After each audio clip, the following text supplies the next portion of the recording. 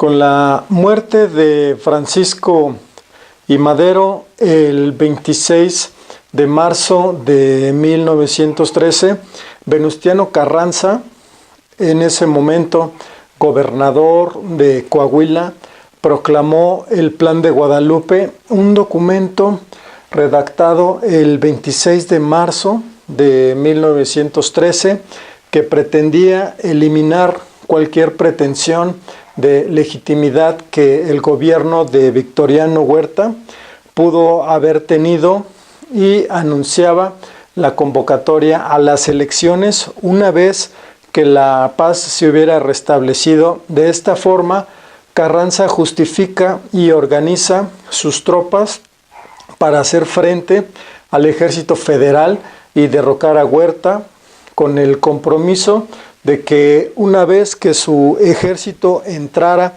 a la Ciudad de México, convocaría elecciones como se estipula en el Plan de Guadalupe. Así, Carranza inició su camino hacia la Ciudad de México y con ello una serie de contiendas contra las fuerzas huertistas. Francisco Villa, al mando de la División del Norte, ocupó Chihuahua y Durango. Álvaro Obregón, al mando del Ejército del Noroeste, triunfó en Sonora, Sinaloa, Jalisco. También triunfaron en Zacatecas, donde se libró la última contienda de la Revolución Constitucionalista. Venustiano Carranza formó el ejército constitucionalista y desconoció a Huerta, a quien derrocó en 1914. Con la caída de Huerta, se decide remover del cargo a Venustiano Carranza y nombra a Eulalio Gutiérrez Ortiz presidente interno mientras se realizan elecciones, motivo por el que Venustiano Carranza tiene que salir de la Ciudad de México con su gobierno y lo establece temporalmente en Veracruz. En Veracruz, el 12 de diciembre de 1914, decretó unas adiciones al Plan de Guadalupe, donde declara que como el país aún no está pacificado por las acciones de insurgencia del general Francisco Villa, por lo que el Plan de Guadalupe sigue en vigencia y él continúa siendo el primer jefe del Ejército Constitucional y encargado del Poder Ejecutivo. Además, se da asimismo facultades legislativas para expedir leyes durante este periodo. Ya derrocados Villa y Zapata, con el restablecimiento de la paz, Carranza expidió en septiembre de 1916 el decreto para convocar a un Congreso Constituyente con la encomienda de reformar la Constitución vigente en ese momento, la Constitución del 5 de febrero de 1857, y elevar a rango constitucional las demandas exigidas durante la Revolución.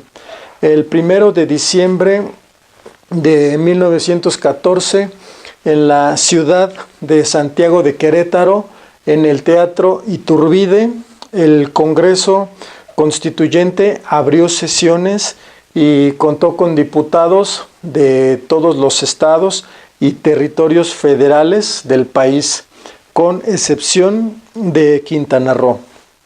El 5 de febrero de 1917 se promulgó a manos de Venustiano Carranza y por el Congreso de la República la Constitución Política de los Estados Unidos Mexicanos, o Carta Magna. Fue el resultado de las ideologías y de los movimientos revolucionarios de 1910, documento que contiene todos los derechos y obligaciones de los mexicanos hasta la actualidad. En ella se elimina la reelección presidencial y la vicepresidencia de la República. Se estipula que el gobierno debe ser republicano, representativo, democrático y federal, y también se firmó la división de poderes en ejecutivo, legislativo y judicial, así como entre los tres órdenes diferenciados del gobierno federal, estatal y municipal, y entre todos aquellos y los ciudadanos.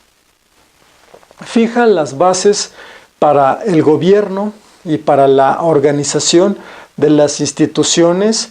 La Constitución de 1917 es una aportación de la tradición jurídica mexicana al constitucionalismo universal, al ser la primera constitución de la historia que incluyó derechos sociales, lo que se alude como garantías individuales.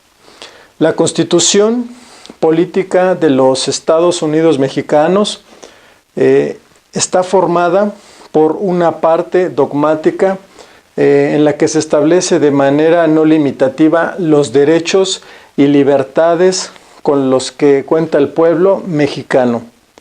También establece las limitantes a la acción del poder público frente a los derechos fundamentales consagrados en el texto constitucional.